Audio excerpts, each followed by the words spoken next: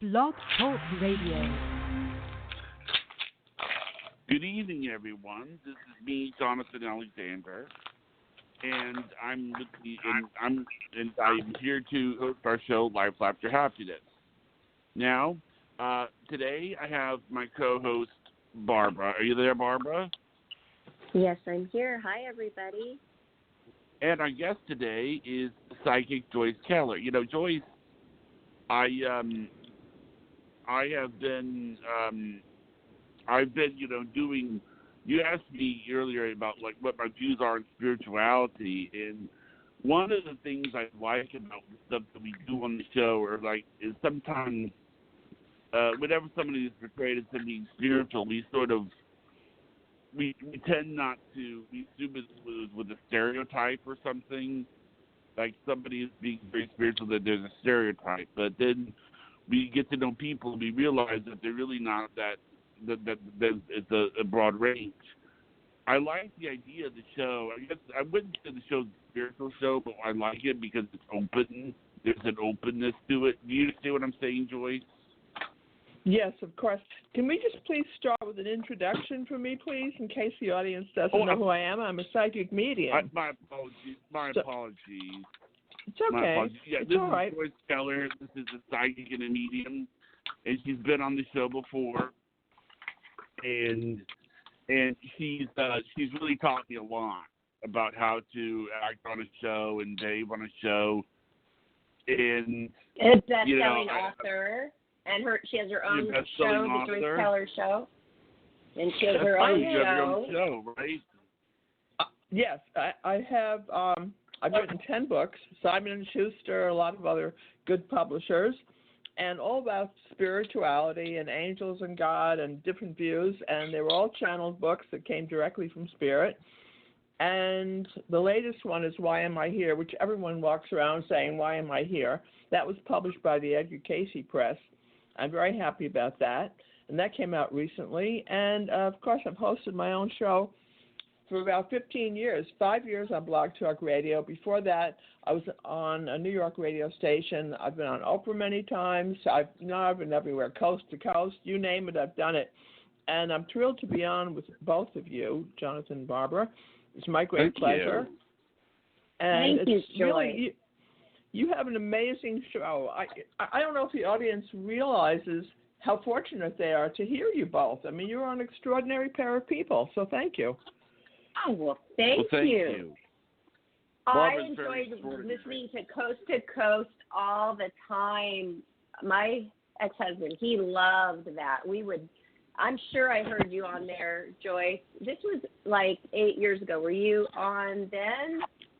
I was on a few months ago. I was on about 3 or 4 times, and they don't like to have you on too often unless you pay them. Like they have this guy, a pharmacist, who's on all the time because he pays them a huge amount of money. And I don't pay anybody anything for anything. And I consequently have had a difficult time becoming, a regular part of Coast to Coast. But they do have me on, and I appreciate that because the response is extraordinary. When you go on Coast to Coast, it's amazing. I mean, I will have maybe 1,000 readings come in quickly. Wow. It's like really an amazing thing, and many people are scrambling to be on. But your show is great also. I had a very nice response the last time I was on, so thank you both again. I appreciate it. Good. Thank you, Joyce. Wow. And so, Johnny was talking about his beliefs, and Johnny, why don't you continue telling us about it, but not about like what the show is, because we try to stay neutral, but you personally, what's going on in your head? Well, what I believe that, I consider myself an evolving Christian is what I consider myself to be. The reason I say that is that it's sort of I think what a Christian means different things to different people, but there's an openness to it. There's an openness, acceptance to it. One of the things I liked about whenever I get to talk to people is because I get the kind of it's an openness, it seems. And I think also because I was a philosophy major in college, doing, it feels good. It feels like I'm doing what I'm supposed to do when I'm interacting with people like Joyce and Barbara. You know, I mean, that's very does that make sweet. sense? What is an evolving Christian, though? What does that mean? I consider it to mean that, you know, like my faith is probably going to get a lot stronger as I get older, but I'm okay with that. You know, like for example, my grandmother was a very, very, very diehard Christian, but, you know, it probably took her years to get to that point, you know, but you grow a little bit. Does that make sense? I mean, that's good. That's great. But what kind of Christian was she? A Bible Christian, which of course would look very askance at the work that we do in the metaphysical world. What kind of Christian was she? My grandmother would have, but I would not. I mean, I don't consider myself in the same generation as my grandmother. I consider myself more of a philosophical more than she was. You know, one of the things I liked is like I have for example, hell is something that I view very differently than my grandmother did.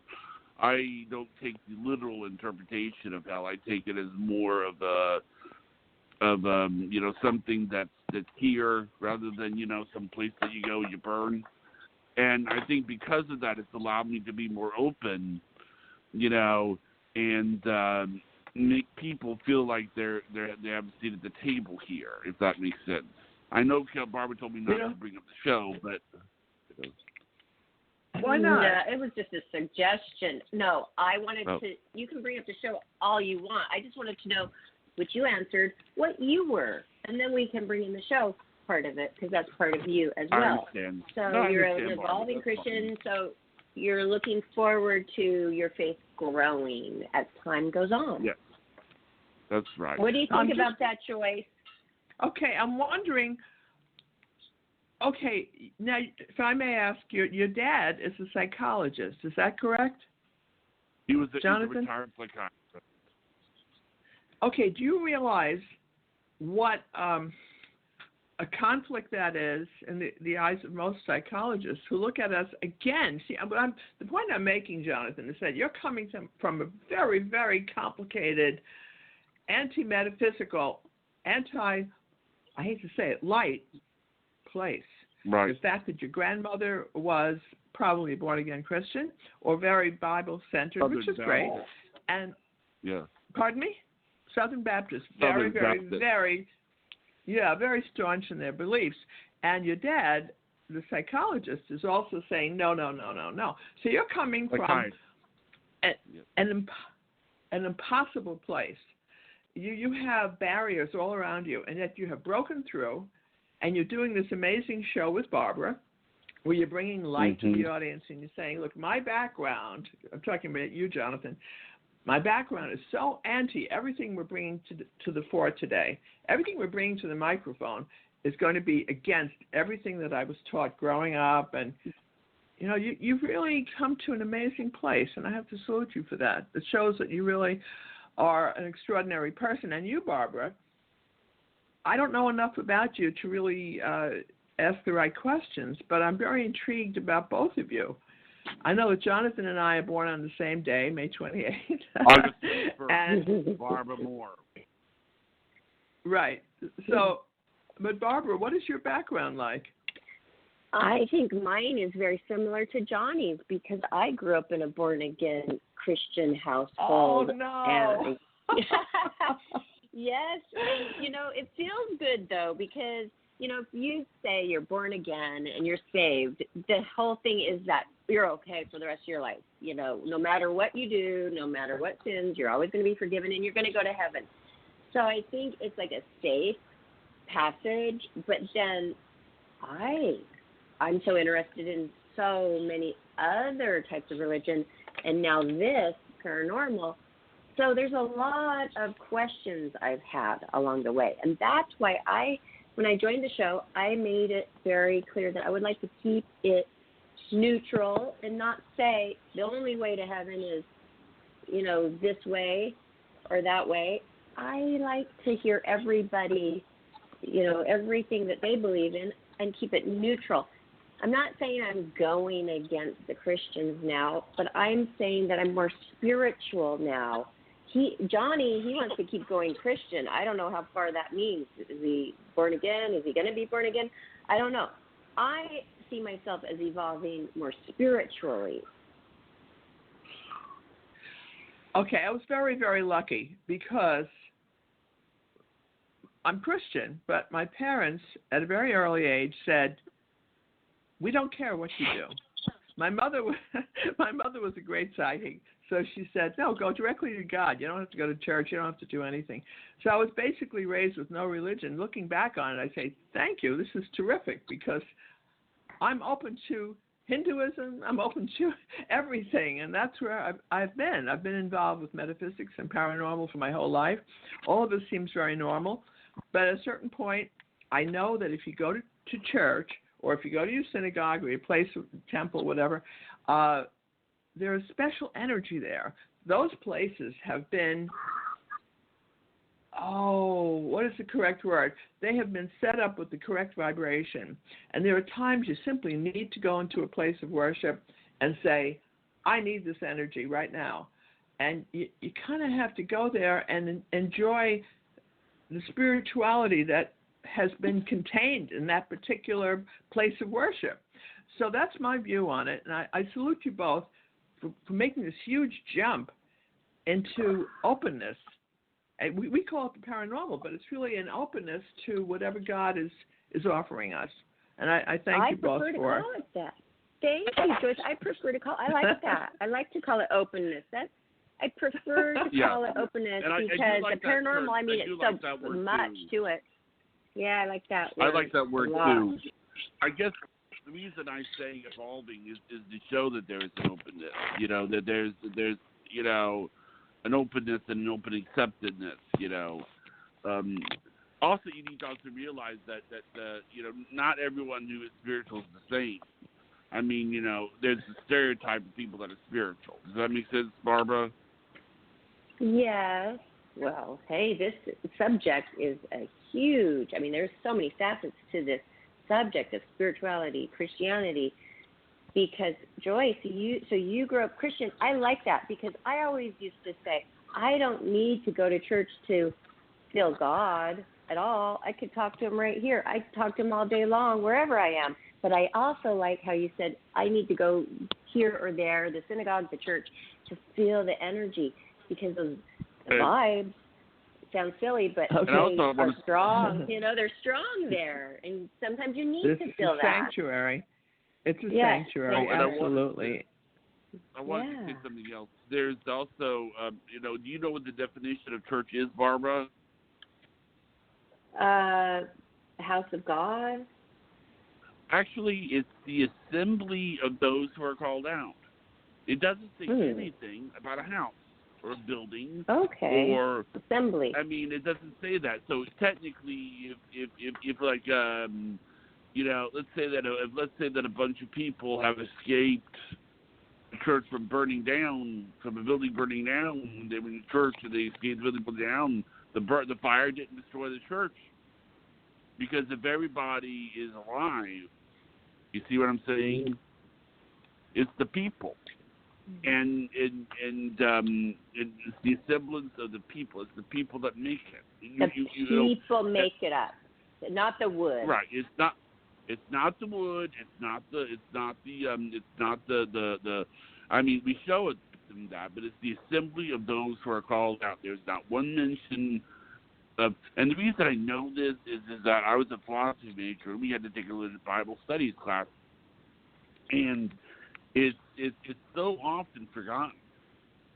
So in a way, you could argue that a Bible study is a church, or that you could say,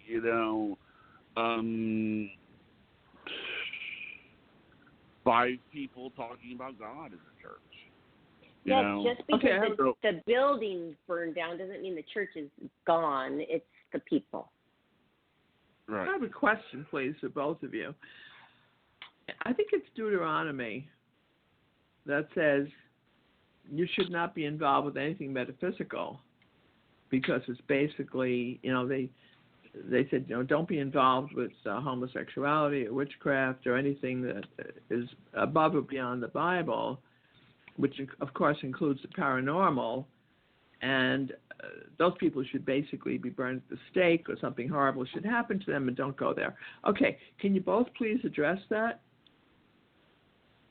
Oh, that How would be can you really justify? hard to live like that back then. We would totally be burned at the stake. And can you imagine that? Oh, my God. Well, there's also... What a scary way to can I say live. something about that? Wow. I think I know what you're talking about. This is something I'm going to say. Now, is Deuteronomy Old Testament? Yes. Okay. Well, then here's what I'm going to say about that. When we studied, this is also the same class that I took.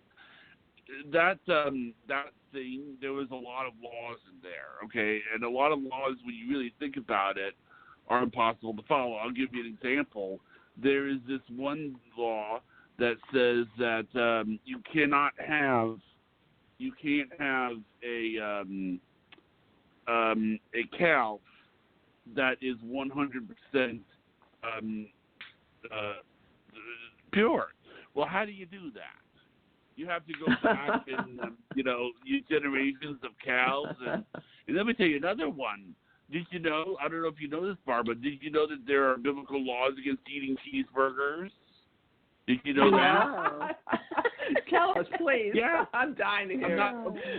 Okay. It says you are not supposed to mix dairy and meat products. What is cheese?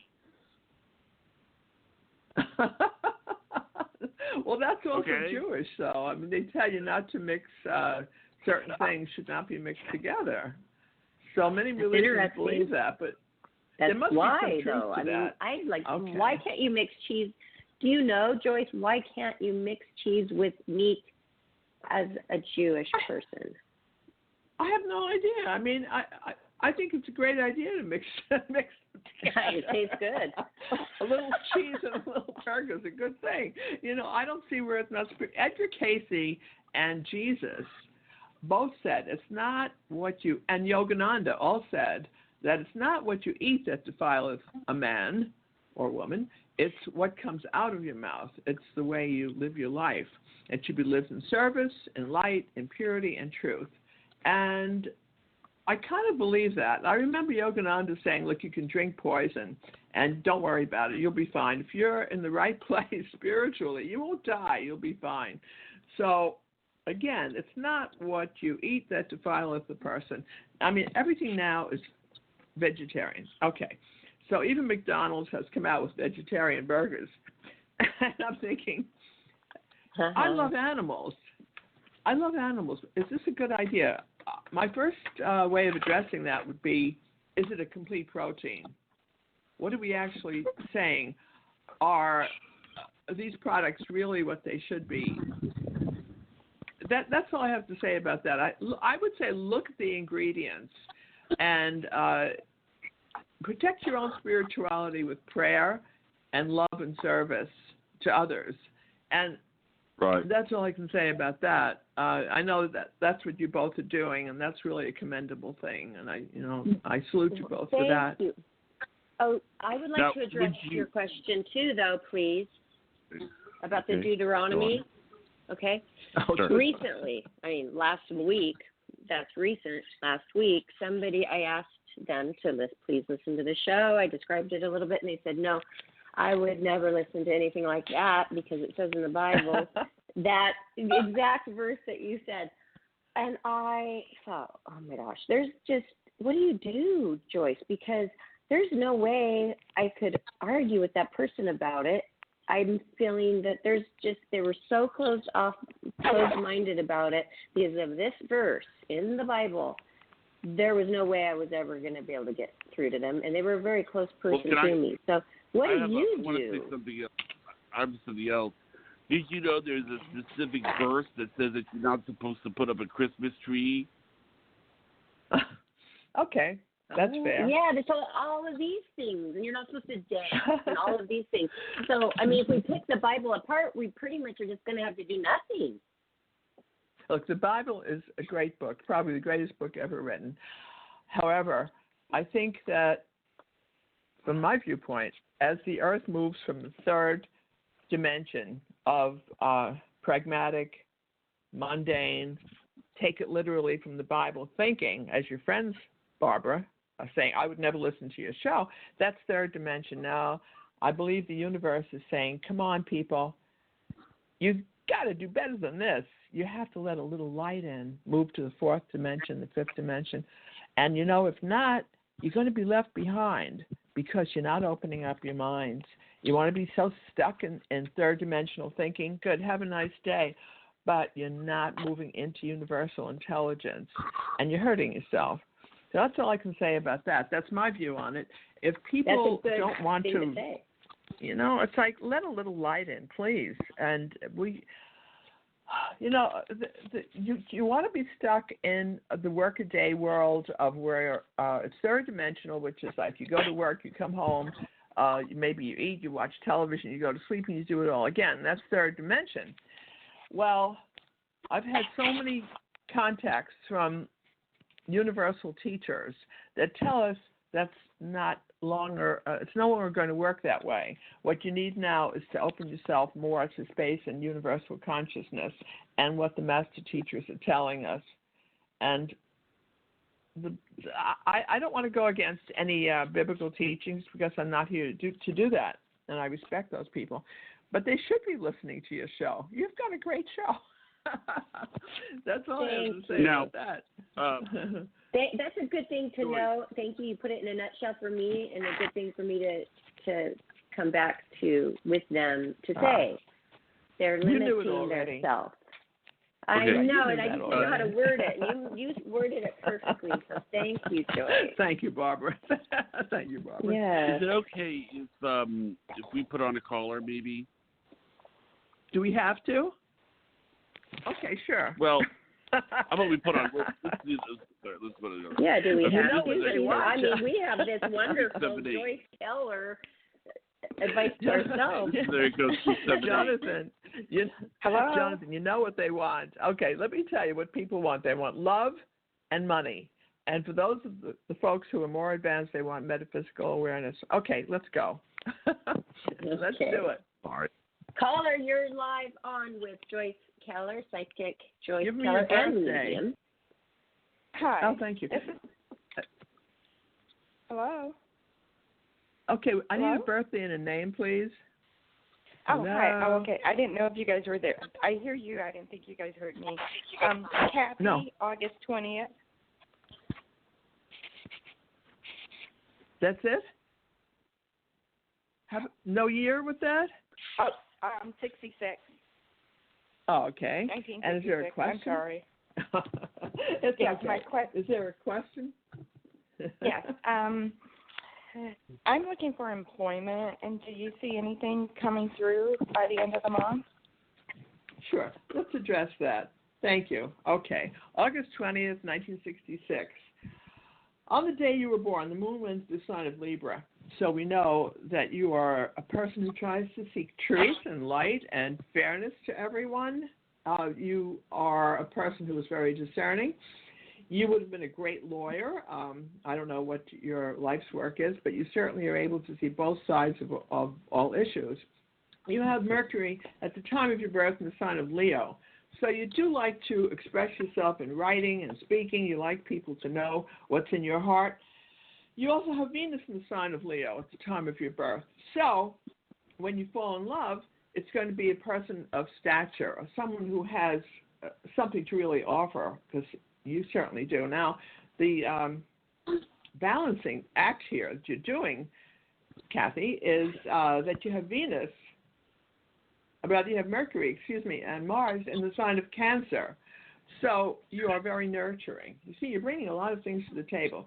Your nurturing nature with your natal Mars in the sign of Cancer at 26 degrees tells me that you are a person. I'm using astrology so I don't make too many mistakes, or hopefully no mistakes at all. You want to nurture people, but you want to do it with a little bit of recognition. You would have been a great healer, a great nurse, a great doctor. I would have loved it if you could tell us that you have gone into the medical profession and that you'd be a great surgeon, by the way. And then your life purpose, the North Node at the time of your birth is in the sign of Taurus. so you are concerned about money. You're always wondering and caring about money. Well, all of that's going to change for you because you have a stellium in the sign of Leo. You have so much going for you at this particular time. It's February 6th now. I don't know when you're all going to be hearing the show, but I'm going to say within 3 weeks, you have a job offer, which is right for you. You've had offers that have not been what you wanted them to be, but you have something coming, I'm going to say, in about 3 weeks, which is going to be much, much better for you. So, Kathy, does that make sense to you? Excuse me? Yes, most of it, that's the majority of it, with the exception of my profession, was pretty much dead on. I'm in accounting and finance, but other than that... That's terrible. Why? Why are you in accounting and finance? I actually like it, but interesting when you mentioned the lawyer part, that everybody says when Kathy puts on the lawyer side of her brain, you can't win with her. So that's just another thing that Kathy, you're right on. Let me interrupt you for a second, please. Is there any way, I mean, you're very young still, is there any way that you can become an attorney? Because you have so much legality around you, and you have such an ability. You have been a lawyer in many past lifetimes. This would come very easily to you. You could very easily go into the legal profession, and you do fantastically well. You could include the accounting and financial background that you have. But one of the reasons you haven't had success, or the success that you want with accounting and finance, is that you really need to rethink your life a little bit. You need to use more of your natural abilities. Does that make sense to you?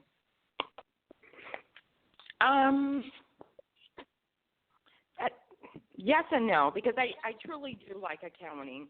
And accounting is kind of a little precise like law in a way, because it's no absolutes, but I do like accounting. You know what? We're going into tax season now. Why haven't you found work, if you're correct? Why haven't I found work? Because you called about work, right? Right. Is that your question? Why do I think I haven't found work? Yes. That's a $50,000 question. I don't know. Well, you know, if you were correct in just honing in on accounting and finance, I would think that you wouldn't be having this issue. My feeling is that you need to look at your life and say, am I reaching my greatest potential? The accounting and financial work is fine, but you need to combine it with something else, like maybe, I'm going to say the legal profession. If you don't wish to do that, you are going to get work. And it's not what you want, but that comes in about 3 weeks. Okay, Kathy? Okay. That's about all I have for you, honey. Thank you. Thank you, ma'am. Well, that was great. I mean, you really, let me ask you this. When you give someone a reading like that, what goes through your mind? My mind has nothing to do with it. I try to shove my mind to the side, because if my mind enters into it, you know how Geminis are. Right. We start bringing ourselves into it, and we don't want to do that. We communicate our own thoughts and ideas and feelings. That's so wrong. It has to be, ideally, spirit communicating with us and telling us what's best for this person. And I use a little astrology to make sure I'm talking about them and not one of the other people who are listening in. If you have a person who's listening in, or one of the hosts, and they're very powerful, like both of you are, I'm going to start tuning into that if I don't have the person's birthday. The birthday gives me something to hold on to. And, Jonathan, I don't know if that answers your question, but that's basically the way I work. Her birthday was so close to mine. Hers was August 20th. Mine was August 21st. And I was wondering that exact same thing you just said. Like, can we interfere sometimes with your readings being on the line? Absolutely. And you know what? You make a very good point, Barbara. You can have twins and triplets. I think I mentioned this on the last show. You can have multiple birth children, and they could all be extremely different. So it has to do with the karmic or life plan that you come in with that intersects with your free will. So you can be born a minute apart. I got a kick out of this last New Year's Eve. There were twins born, one in 1 year and one in this year, because they were about a minute apart, and they were born right at midnight. So you have twins born in different years. So that's very, very strange. But you can't use, in my opinion, we cannot use just astrology, and you can't really use just straight ESP unless you're doing a one-on-one with the person. It's not a radio or TV venue. So that's my answer to that. It's very, very individual. That's so Does that interesting because I was wondering yesterday about what would my boy be like, because Priscilla, my daughter, is a twin and her brother died at childbirth. So I was thinking, he could be completely different than her. He could completely look different or take after me more, and she takes after the father more. It's so interesting what you just said, because I was just thinking of that yesterday. Wow. I'm not a big television watcher, but on Thursday night, oh gosh, I can't even think of the name of the show. There's a great show on, it's about this kid is really a genius. And Young Sheldon. Thank you, Young Sheldon. Okay, it's like, I'm not in the same place as television right now, but with Young Sheldon, now there you go. He's a twin, right? And he is so different than his sister. He's a genius. His sister is life smart. She's a brilliant genius in her own way. Like, she'll tell you how to put bows in your hair. But, it's her own form of genius, whereas he's, and the IQ, is the IQ different? I have no idea, because it's a show and it's like really hard to read. The point is that she, sorry, go on. No.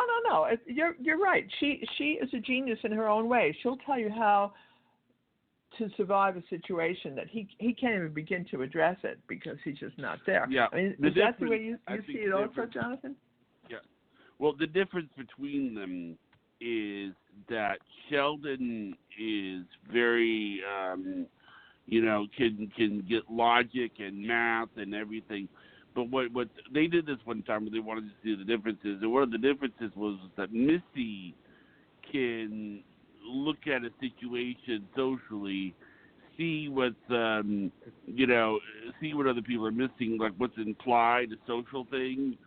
Like a good example of it is that she'll show you a picture of people. Well, what are the people doing? Sheldon couldn't do it all that well. Sheldon could tell you, like, the two trains and everything, but she couldn't tell you, where the, but that Missy can tell you what's probably going on in someone's mind, or. That is so interesting. I think it's one of the best shows that have ever been on because it tells you about the left and right brain. He's strictly left brain, she's strictly right brain, and together they make almost a normal person. I mean, it's a genius show, really. I wish people would watch it. There's so much garbage on TV, but this happens to be a brilliant show, and it's so down to earth, and it's just so well done. It's a spin-off of The Big Bang Theory. You broke up. You have to say it again, Jonathan. What, dear? It's a spin-off of The Big Bang Theory. Yeah, I don't personally like that show. It's a very, very bad show, in my opinion. But the spin-off is so genius. It's like, I can't believe it came from the same show. So, Barbara, have you seen Young Sheldon? I started watching it, and it looked really good, and I think I got distracted, and I didn't watch the whole thing, but now I'm going to. Now I will, because it is very popular. I've heard of it. Yeah. Now, you said you lost a twin son at birth? Yes. But your daughter is still... yeah, I was going to have twins. I was so excited, boy and a girl, and Priscilla's 12 years old now, and it just comes creeping in my mind, not all the time, but sometimes. And yesterday I was really wondering what he was like. what he would have been like. What is his birthday? What was their birthday? May 12th. And so May 12th, 2007, that's when I had her, and he didn't make it. Yeah, but he's really around you a lot. Can you tell that he's around you and that he's very stable, and he's a very solid individual. He said, you know what, I've done this so many times before. At the last moment, I decided not to do it again. Let Priscilla have the limelight. Let her be, the one that is adored and, appreciated. And I'm just going to help you from this other side and kind of observe and help however I can. So he's very appreciative of the fact that you gave him the opportunity to go that far into the utero experience. Did he make it full term? No. No. Yeah, he had a problem. Yeah. I had to have him, and he was dead. I mean, he didn't come out alive and then die. He was in me alive for many, many months and then died in there. But I named him, and I do feel him. I also yesterday was feeling like, gosh, I bet if he was alive, he could really help me with her. And so what you said is so true, because he's this sturdy rock. He's the one that would have helped.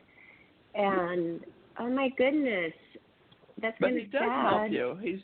He's very, very strong. But you know what he said? If I came in, I'll tell you one of the reasons he didn't come in. He at the last moment, he chose not to.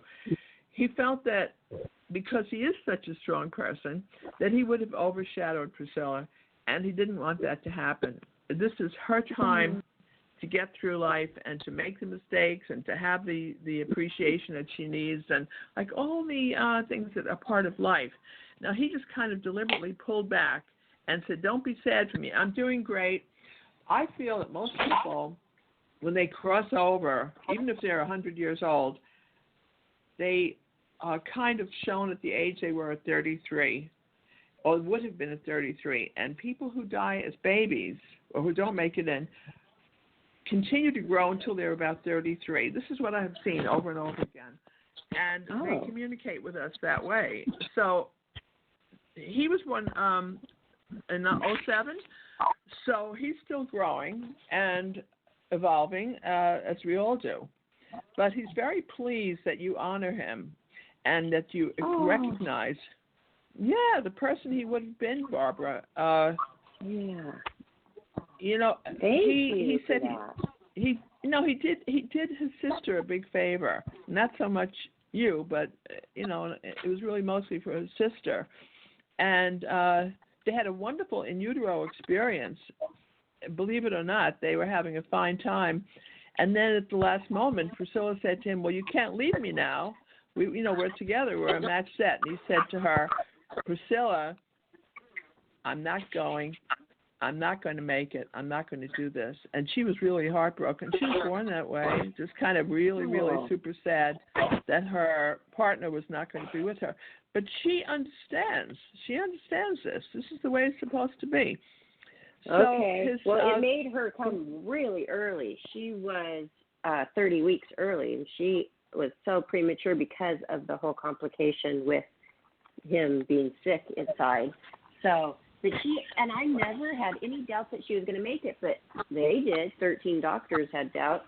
I never had a doubt, Joyce, ever, that I just thought she'll be fine. She'll be fine. She's in the incubator. We'll do what the doctors say. And she is very healthy. So that all happened because of this. Oh, my goodness. And I named him Gabriel. I call him Gabe. Gabriel, like the angel, because, he was going right up. Yeah. I love that name. That's anyway. So beautiful. Thank you.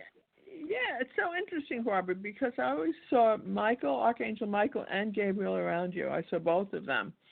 And I felt that they were working powerfully with you. But Gabe is a fantastic kid. He's great. And he says, no, I go to school with Priscilla. I'm with her all the time. He said, it's like I'm here, and yet I'm allowing her to shine, do her own thing. So he acknowledges that, and he appreciates that you gave him the opportunity. I'm sorry? We will be able to see him when we pass, correct? Oh, when we pass over, I've had many near-death experiences, and I've crossed over many times. You will not only see him, but you will reconnect with the people who, your guides and all the people who have been working with you on a deep conscious level that we don't know consciously. But they all come and greet us. It's like a big party. You know, it's like it's a wonderful event. For the folks who wish to visit the lower realms, if you want to do that, you can do that too. I don't recommend that you stay there. And nobody wow! Is stays it risky in hell. You don't burn in hell. I'm sorry, Barbara. It's hard to hear you. Is it a risky thing to do that? No, it's not risky. Realms? No, darling. The only time it's risky is if it's a suicide. Now, that can be a little tricky because our guides say, what did you do? That wasn't the right thing to do. And then you may not have the support and the guidance that you need. I mean, God is always taking care of us, so you don't have to worry. But it's like going from New York to California without a map. I would be lost in about 5 seconds. The map is gone when you commit suicide. So can you make it from New York to California? Maybe. You could probably figure it out. You'll make a few stops along the way. You know, you'll see it'll be challenging. Okay. Wow, that's interesting. Wow. Well, you know, if you have a good I don't think I have anybody to go visit down there, but some people do. I don't think people stay in the lower realms for long because God is gracious.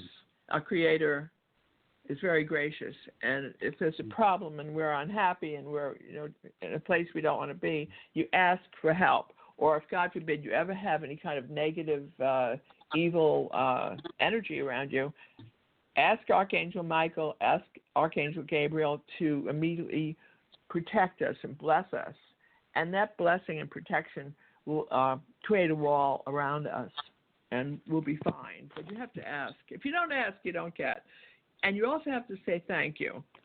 Now, we spoke about gratitude last time and the importance of saying thank you.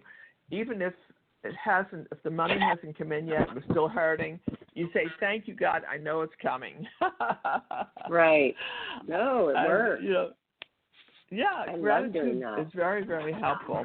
And this is crazy, but the goddess Lakshmi has come to me many times. I'm going to spell that for you. I think I've mentioned this before. The Indian Hindu goddess, I know all the born-again Christians are going crazy now. It's Lakshmi, Lakshmi. She's a goddess of prosperity. If you look it up on the web, if you are having a hard time financially, ask Lakshmi to help you. And she will. You have to ask 3 times. And the first time I tried this, one of my friends told me about it a number of years ago. I didn't believe it. But that night, after I called on her 3 times and I went to her website, she came to me just for a split second, and she touched the top of my head, and my life changed for the better financially. So she will hear, as all these guides and angels do hear us. And if you say, well, I've been praying for a long time, and my mother crossed over. I didn't see her. I never heard from my husband again. All of that, it's your fault. It's because you haven't raised your consciousness. You're still in a place of grief or, in a lower state of energy. Raise your energy, and you'll start having that connection. Even if it's only in a dream or in an offhand way, you'll still have something. So I don't believe it when people say, I was so close to my husband, I haven't heard from him. That's because you're not listening. You have to listen. Oh, definitely. I wrote it down, but I may have, Lakshmi. Yes, good. It's a goddess, the Indian goddess Lakshmi. She's terrific. Cool. Okay. Why? I mean, I'll try it. I would love to try that. She will come. And her website is so amazing because there's so many Lakshmi websites. You can go to any one of them, and you'll see that she has money pouring out of her hands, and like just all these coins are coming out. And if you just look at it, and you say, "Thank you, Lakshmi," that can help also with prosperity. Okay, that's great, fun advice. I'm going to go on there right now. Johnny, what do you think about that? He sounds kind of quiet. That's interesting. That's interesting. Yeah. I'm listening, but it's interesting. I mean, do you have you ever? But I guess what I meant to say when you do a reading, like, how does it feel when you do a reading? How does it feel to do a reading? Every reading is different. Jonathan, do you do any readings? You both are breaking up so much, I can't hear anything. Okay. Jonathan, do you do readings? I don't think so. Not in a while. Not in a while, because you're very good. I'm wondering why you stopped doing them, and if you can start again. Well, I mean, you mean receiving them? You mean receiving the readings? Yes, and also giving people readings on air. We used to do numerology readings. That would be really good for you. See, what happened was I tried astrology, but I just for some reason couldn't figure it out. So, but then one night I saw this numerologist on the show. I couldn't figure out how he was doing it, so I wanted to do it. And then I found myself being able to look at a name and just dissect it. And people would be surprised. They're like, wait a minute, he's not writing anything down, Well, you would be a great numerologist. You've done that in prior lifetimes, obviously. I wrote the complete book of numerology, even though I'm not good at numbers. I wrote it anyway, and how numbers can work for you and how the whole universe turns on numbers. And Pythagoras said that, and he was really right about that. And I love people who say, well, if you're so good at numbers, why don't you gamble? Which is another whole story. Be happy to tell you about that. Why I don't gamble? Why don't you gamble? In one sentence, I don't gamble because I have to be told clearly what I should do. And if you read my book on numerology, which of course I'm plugging, you will see I've told stories about how numerology can help you gambling. When I was in trouble in Nassau in the Bahamas and ran out of money, see, in a crisis like that, your guides will come and say, well, you could go downstairs, you could gamble, and here's the way it's going to work. So I was able to win a lot of money that way because they told me specifically what to do because I was in trouble. Wow. So my feel, and that's I wrote about that. So actually, my dad came to me and said, go downstairs to the casino and put $5 on number one. I'll make the little white ball on the roulette table go into number one. You'll get a lot of money. So I did that, and that's how that worked. So that's my extent of gambling. If I do it haphazardly or without guidance, I don't win. So in answer to all the naysayers who say, if you sell, why don't you gamble? It has to be one of inspiration or it's not going to work, at least for me. So Barbara, do you find that to be true for you also? Yes.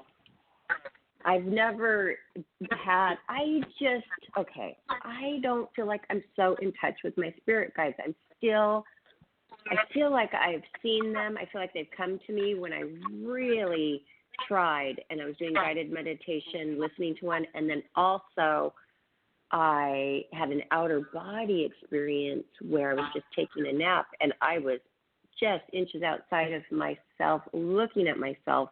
And then when I woke up, I told my daughter about this, and it was such a greatest feeling. She goes, Mother, you could have gone anywhere. You could take it further than what you did. So I feel like I'm trying, but I don't really know. Is that a spirit guide, or was that a dream, or I don't know how I can get more in tune to that. Okay. I wrote 7 Steps to Heaven. Again, another plug. Perfect for me. I've got to get that book, and I even have some of your books in my shopping carts on Amazon. So, but I just want to start with one at a time. This probably is the one that I need to start with, correct? I don't know. Sometimes I hope you can get it free in the library. By the way, you don't have to pay for anything. Okay. I don't. Okay. Okay. I have the library right around the corner. Yeah. If they don't have it, okay, I'll do that. Okay, go ahead. Just ask them to get it. Tell me. Say, can you please get it for me? Right. And that's free of charge. Okay. So, I don't want to make money that way. I don't make money that way anyway. It's like that's not going to happen. But I addressed all of these issues about why meditation doesn't work, why you don't have communication. Usually it's because it's not the experience you need at this particular time. It's very important to remember what Shakespeare said. He said, all the world is but a stage, and you are players on that stage. So in other words, the Akashic record, which is the record of the soul, keeps track of everything we do. And it's all a learning experience. You want to make have spirit communication or whatever you wish, you can do it, but it has to be part of your soul's progress or your soul's progression. So maybe you're not supposed to have it at that particular time. You're supposed to be doing something else. Maybe you're supposed to be struggling with a particular situation. I don't mean you particularly, Barbara, but it might be something where your guides say, no, we're not going to allow this to happen. And I also believe there are no accidents. So you can say, well, why are there accidents? Well, it's because at that point your guides pull back and you're supposed to have that experience. And that's my take on it. Very few accidents, really. So most of it. And I agree with the accident thing so much, because the accident where I fell down the staircase, I really don't remember anything. All I know is I had a cold, I took some medicine, and then in the middle of the night I ended up on the bottom of the staircase, fell off of it, then tumbled down forward. So, but my life changed after that for the better. Way for the better. I mean, several things happened. 3 things happened that were amazing from that accident. So it wasn't an accident. It was a blessing. That hurt.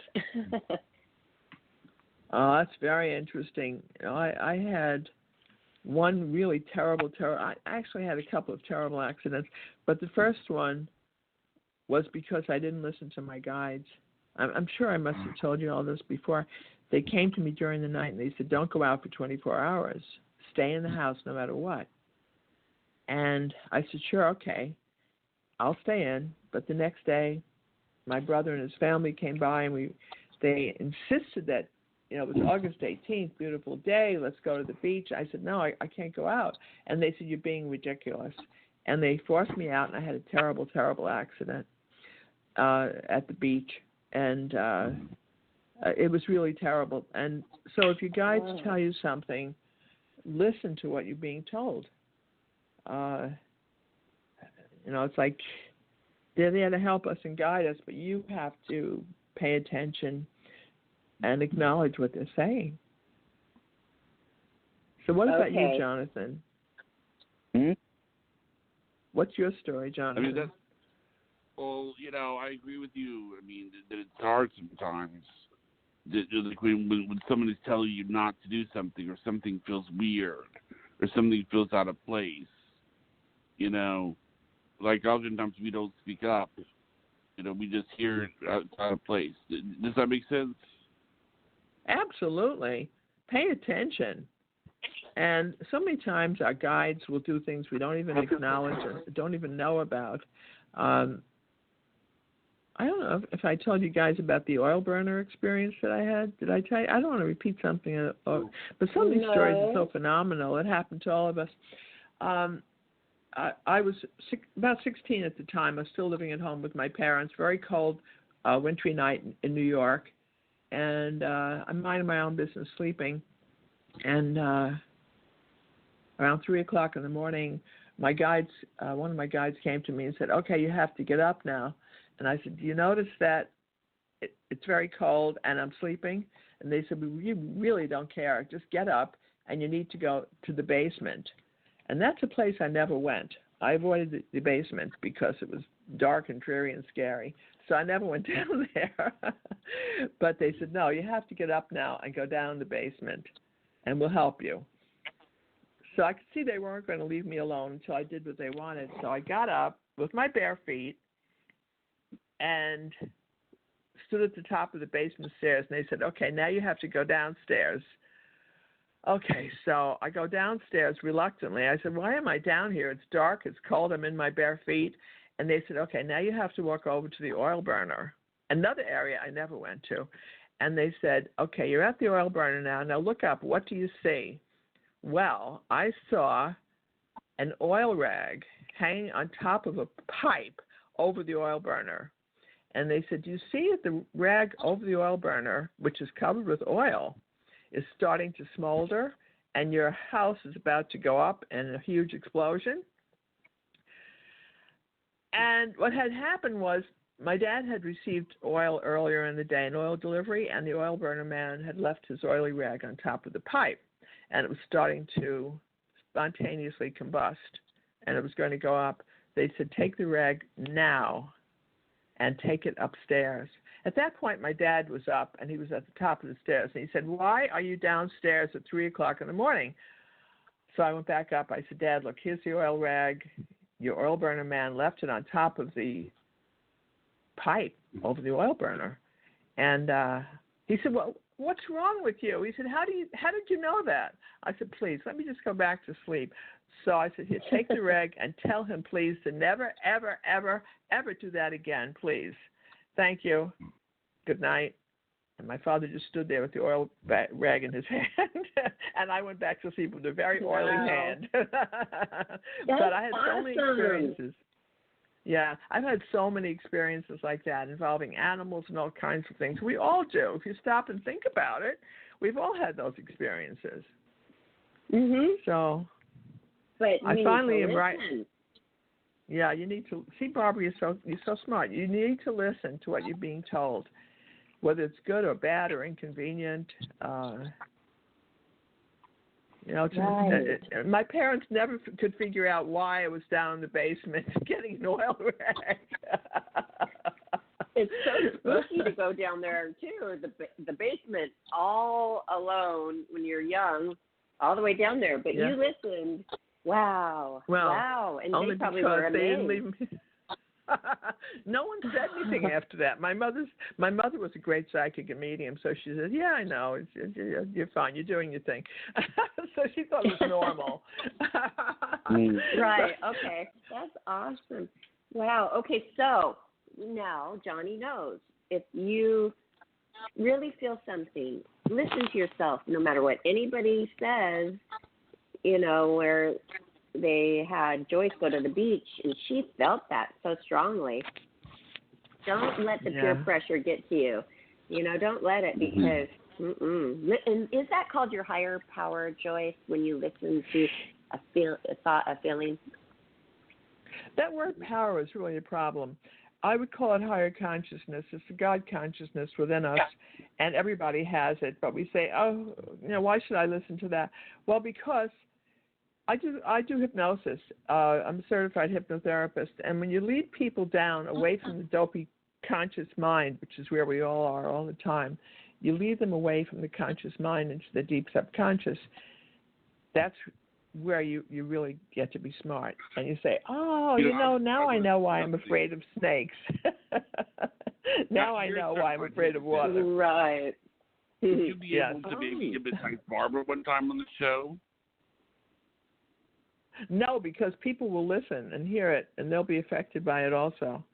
But it's very good for weight loss and weight control, and there are very easy techniques like the thumb forefinger technique, which I learned many years ago. You want to eat a muffin at the wrong time, you can use that technique where you put your thumb and forefinger together. You've been trained to do that on a subconscious level. And you see that muffin, the muffin looks back at you, you look at the muffin, and it's hot and it's toasty and has butter on it, and you say, no. and you put your thumb and forefinger together, and you will not want it. It's the same thing with smoking or anything. You will not want that smoking. cigarette. My uncle, nobody could believe that he quit smoking after hypnosis, and because he was one of those that hung out at the bar after work every night to have a beer with his buddies and smoked. And he did. He got hypnotized, and he never smoked again. Exactly. And I think about Rush Limbaugh. Our fellow host Rush Limbaugh, who really did a lot for radio. He smoked cigars extensively, and he started out each show. Even though I tried to listen to him, I think what he said was very offensive to his audience. He started out each show by saying he has talent on loan from God, which we all have, but he said, and I'm putting one arm behind my back to even the playing field. In other words, he's dumbing himself down to reach his audience's level, which I think is very offensive. And he said that every single time he was on. I'm thinking to myself, I don't want to listen to this guy. That was his opening for every single show, that he's dumbing himself down. I honor my audience. I love people. Your audience is so great. It's like these are people who want to grow and who want to learn about the universe and what could be better. And I think you both are doing a phenomenal job, and I thank you for having me on. Well, thank you, Joyce, so much. Well, and all of our listeners, you can find out everything about Joyce on her website, joycekeller.com, and find her books and start reading them and get in touch with her for, do you do private sessions and private readings still, I do. Joyce?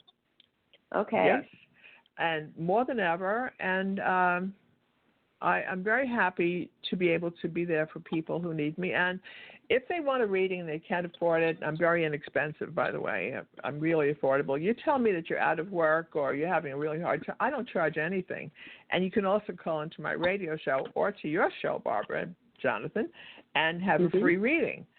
So, we're there. And what, Jonathan? I didn't say anything. What did you say? Oh, okay. Because I heard you take a breath. I heard you breathe. So, guys, thank you very, very much for having. Thank you for having me on, and please, you're always welcome to be on my show. Also, I love you both. Oh, really? And I love your audience. Hey, Johnny. Yeah. Johnny, that would be so fun to go on her show. Wow, I didn't Come know on that next we were Wednesday. welcome. Oh, Okay. please, I love you both. Next Wednesday, 3:00. I'm live on Blog Talk Radio, same station, and all you do is call in, and you can be on. And the number to call in is 516-666-8448, and I'd love to have you as guests, or if people would like to call in. There's only one number. Blog Talk Radio is very cheap. They only give us one phone line, but I don't care. I love them anyway. No, they rescued me. I mean, I love Blog Talk Radio. They rescued me when my radio station in New York fired me because they went all Chinese, and I did not speak Mandarin. So they said, "You're done. Don't come here anymore." They turned themselves overnight to the Chinese radio network, and I was out of work. But Blog Talk Radio took me, and I thank them. Well, you for make that. Blog Talk a better place. As you do also. Barbara and Jonathan, thank you very much for having me. I appreciate it. Let's do it again, guys. You're welcome. Let's do it again. Okay. Thanks, Joyce. Thank you so much. Bye. Thank you. Bye-bye. Have All a right. great day. Ready for the shout-out, Barbara? Great night. Yeah, just if you want to hear this show, and Joyce has been on a couple of times recently, go to our YouTube channel, Life, Laughter, Happiness, and you can find more shows there and listen to this one again. And there was a lot of great information on there and advice. So I recommend it. And stop by Twitter, Instagram, and our Facebook page to find out what's next. All Life, Laughter, Happiness across the board. So love you guys. Thanks for listening. And thank you, Johnny, for a great show. Okay. Thank you. Good night, everyone. All right. Good night.